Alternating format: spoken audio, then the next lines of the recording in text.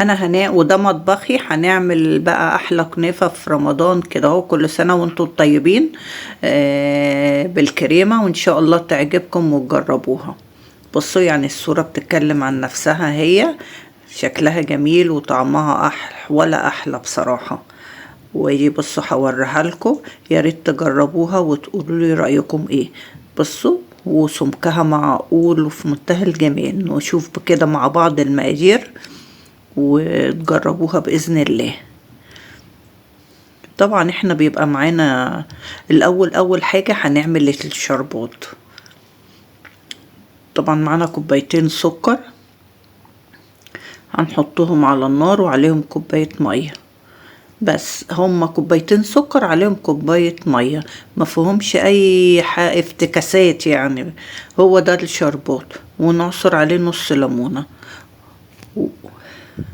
وديت يعني ذرة ملح، ملح ليمون. بصراحة بتخلي الشربات حلوة قوي وما يسكرش منكم، للناس اللي هي ايه مش لو هيقعد عندكم شوية يعني. احنا عندنا هنا هو بقى ايه كام معلقة نشا، وعليهم 3 معالق سكر. واجي اهوت هنحط اللبن، اجي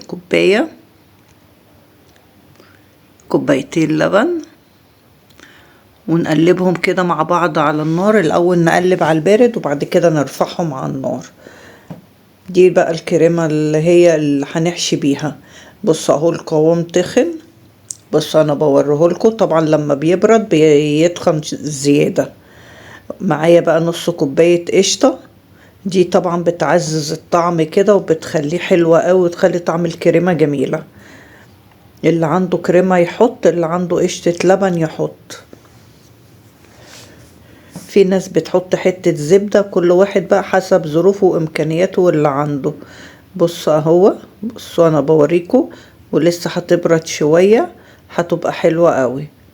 بصوا الكنافة لازم تبقى ايه حاطينها في الفريزر كده عشان تتقطع معانا، تتفرك معانا حلو. انا بوريكم اهو، يعني احنا نقطعها حتة كده، حتة حتة بالسكينة بايدينا. المهم تبقى ايه، نقطعها تبقى الكنافة مفرولة كده هو. ده نص كيلو. طبعا انا قطعت منه شوية، والباقي اهوت بقطعه بالسكينة وبفركه بين ايديا. معايا هنا اهوت معلقتين سكر ناعم، هنحطها على الكنافة. وبصوا يعني نص كوباية سمنة. طبعا الكنافة لازم تبقى سمنة حلوة، يعني شلت معلقتين منهم عشان نحطها في الصينية. نفرك بقى السمنة مع السكر وكده هو في الكنافة، ونشربها حلوة قوي. بصوا انا حطيت كده هوت ايه بودرة زعفران علشان تدينا لون حلو قوي. حطيت معلقتين سمنة وحطيت كده ذرة بودرة زعفران، هتدينا لون للكنافة رائع. جربوا الطريقة دهيت وهتخلوا كده الكنافة شكلها جميل، تفتح النفس كده هو. جربوها ومش هتندموا. بصوا انا حطيت السمنة هو، حطيت عليها البودرة وبحاول ايه اوزعها في كل الصينية. وهنحط طبعا نص الكنافة، نقسم الكنافة على نصين، نص هنحطه في القعر تحت ونضغط عليه جامد، والنص التاني بعد ما نحط الكريمة. بصوا نحاول نوزع كده الكنافة حلوة قوي في الصينية، ونضغط عليها كده علشان تعمل لنا ديسك، تبقى كلها متماسكة في بعضيها.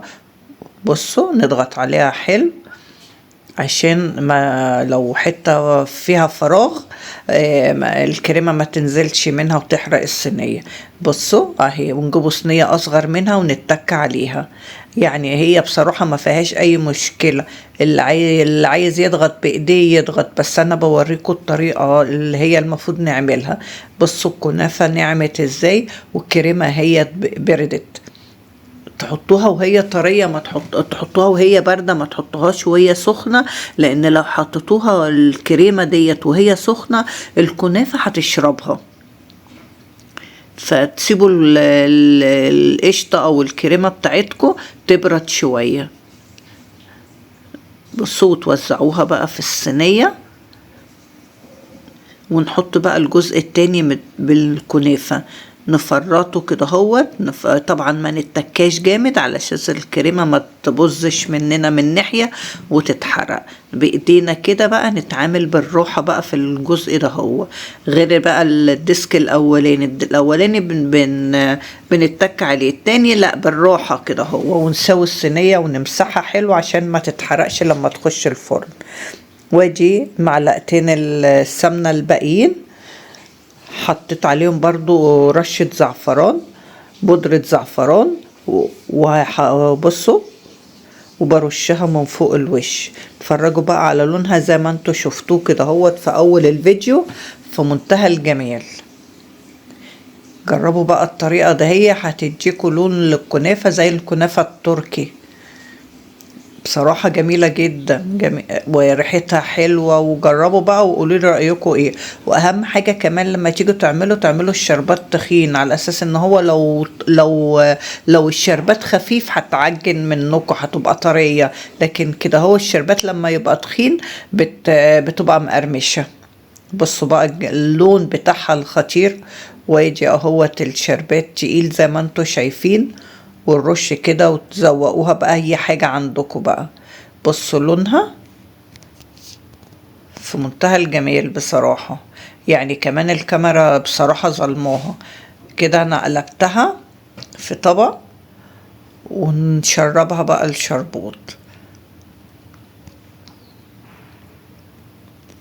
بصوا بوزع كده الشربات، هي شربته كله اهو.